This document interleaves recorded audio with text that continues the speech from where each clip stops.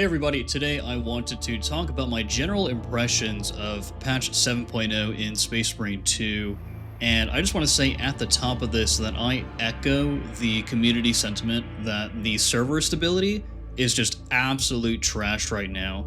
It is horrible to try to find a game or just play the game in general on week 1 going into week 2 of patch 7.0, but overall, I'm not gonna lie, I think the patch is actually really good.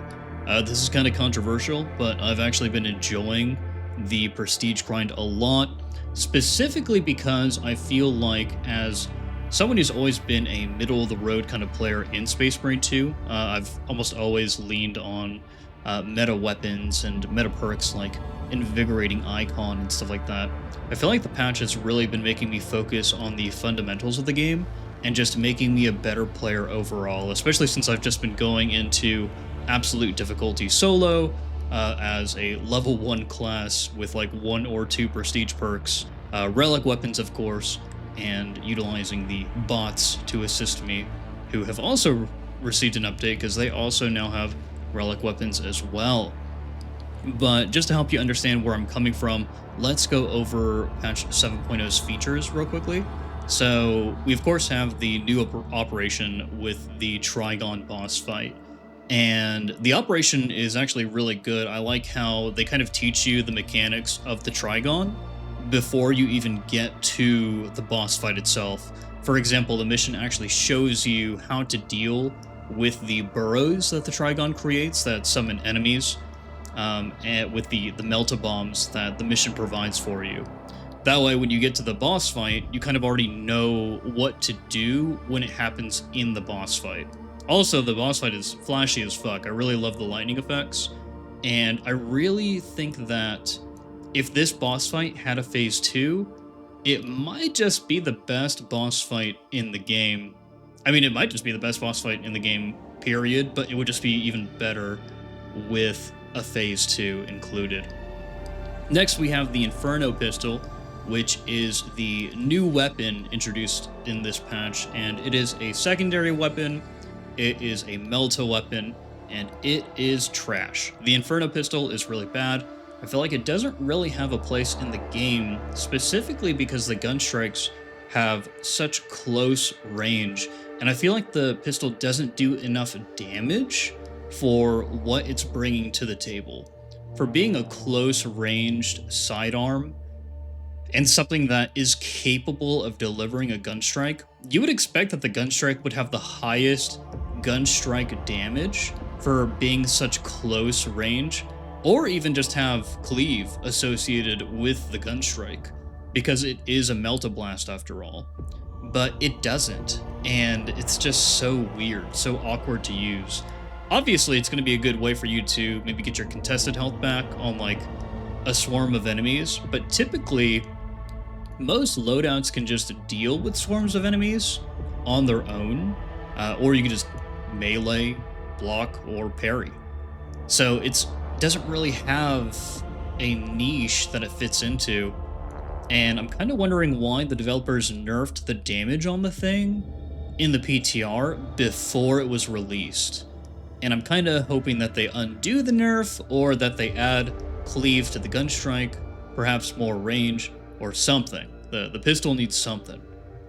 But speaking of new weapons, we also have the expanded arsenals for each of the classes. So for example, the heavy bolt rifle got added to the heavy, the knife got added to the tactical finally, and the power sword got added to the assault, in addition to basically every secondary weapon being expanded to be used by every class, which is phenomenal. This is actually a criticism that I had in my previous video. I'll throw the thumbnail up or something so that you can take a look at it, where I talked about how it didn't make sense just from the codex's like point of view, or just from a balancing point of view of why these classes couldn't bring these weapons into operations.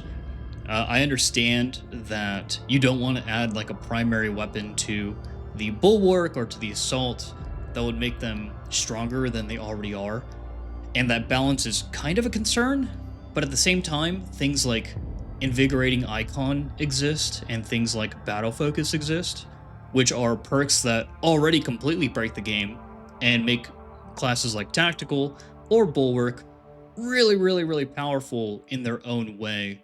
So balance is not really a concern from my point of view. I think that the developers should take a look at these things that are making the game fun or not fun and not balance around that, but basically expand the variety and choice that people have access to. Not sure who in the community is gatekeeping this or who is telling the developers not to do this, but if it's in the codex, if it's codex approved, then the Marines should be able to use it. That's all there is to it. Next, we have the prestige system, which is pretty controversial. So, right off the top, you don't need the prestige perks in order to complete anything in the game right now. In fact, if you watch someone like Zambit or First Tour Guardsman, they're able to do absolute solo runs, true solo runs, using a level 1 class with 1 prestige perk. And it's not like the prestige perk is the thing that's carrying them through the runs. It's the fundamentals of the game. It's the design of the game. This is a very skill-expressive game, very much like Dark Souls, where if you have the damage tied to your weapon, then you can parry, you could dodge, and you could handle everything. And that's what the prestige system has kind of been showing me, because I used to be one of those players that relied on things like Invigorating Icon or the healing from the Vanguard class. But in a way, I just kind of got better. I feel like I'm better at the game now because I've been grinding Absolute as level 1 classes kind of over and over again, just kind of prestiging. And so far, I have fully prestiged the Bulwark, and I'm working on the Heavy and the Assault. I've dabbled in the other classes, but I haven't had any successful solo runs yet. But I feel like I've been getting really close. And overall, the prestige system perks are cool. But we don't have. Well, once you get all of them, like for example, my Bulwark is completely maxed out. You just run through Absolute, even if you're by yourself. So there isn't anything in the game that's challenging enough for the player. The player has actually kind of power crept the content. So now either Absolute difficulty needs to be buffed, or they need to add another difficulty to the game. I feel like Absolute difficulty should be buffed because I feel like lethal is kind of the introduction to what Absolute is, and Absolute should just be absolutely cracked. It shouldn't be something that people can just go in and farm with a 100% guaranteed success rate. We've got an AI director. I think that Saber should use it. I think that features from Darktide, such as weakened monsters, should be pulled in the form of weakened terminus enemies. For example, whenever an extremist enemy spawns, then you can have a chance for that to be a terminus enemy instead, a weakened terminus enemy, a terminus enemy that does less damage and has less HP than a regular terminus enemy. That way you can get crazy spawns like a triple terminus spawn or a triple weakened terminus spawn, which would be awesome. That would add so much variety to Absolute and make it a funner game mode overall, and give us something to slam our new prestige perks into. Because once you get all of your prestige perks and you fully re-level your class, you're gonna see that you're super effective, and all the content in the game is just extremely easy. But overall, I actually really enjoy the prestige system, and I've been enjoying leveling up through the game once again on this harder difficulty with basically nothing. That being said, this could all be set up for the horde mode. I don't know if you guys keep up with what happens in Darktide, but recently Darktide released Mortis Trials, which are its rogue-lite kind of horde mode missions. And Mortis Trials is extremely easy. I hope that the horde mode that Space Marine 2 launches is way harder. I need it to be super challenging. Maybe make it so that the first few waves are kind of like baby mode, or they ramp up.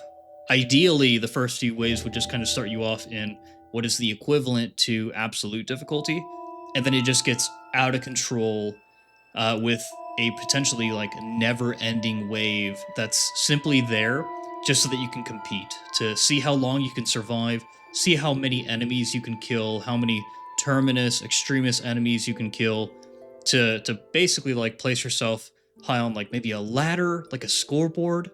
If they added something like that, that would make the horde mode super freaking cool. I would really enjoy that. But overall, in conclusion, server's bad, update good. I really enjoy this update. Kind of ties together all the updates in the last 6 months for me. It puts it all together, makes it this neat little package, and it's just really fun to play. Space Marine 2 is really fun to play. It's really fun to engage in.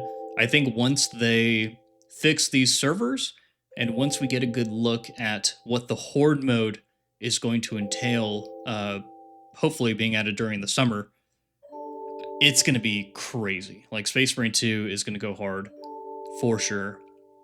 But thank you for listening to this rant and my general impressions, and I hope you enjoyed. Goodbye.